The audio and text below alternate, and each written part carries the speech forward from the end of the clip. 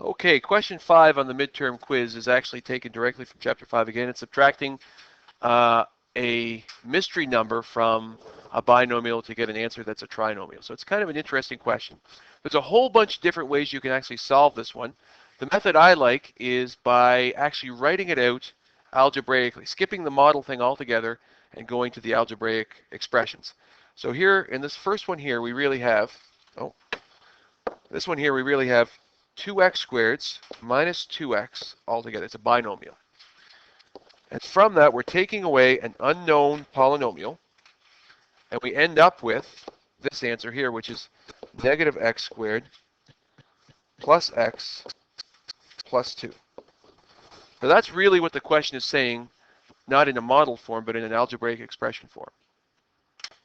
So we go back to that last question that we did, and we realize that when we subtract polynomials, it's easier to add the opposite to get the answer, right? So if I'm asking what would I add to 2x squared to get negative x squared, the answer is, well, I would add 3 negative x squareds. If I added those to the 2x squareds, I would have 2 zero pairs and be left with a negative x squared.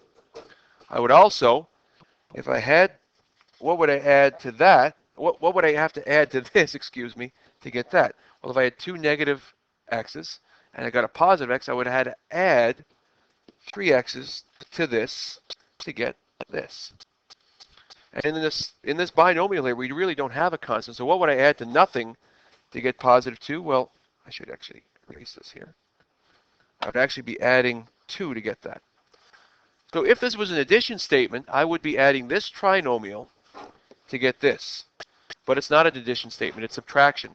But we realize that the inverse will work. So what I'm going to do here is I'm really going to just do the reverse as we did before, the cheat, and I'd have the same answer. Okay? So 2x squared minus 2x minus 3x squared minus 3x minus 2 gives me that answer. So then I can then take my answer, which is this one right here, go back into my equation, and redraw it if I wanted to. Right, there it is there,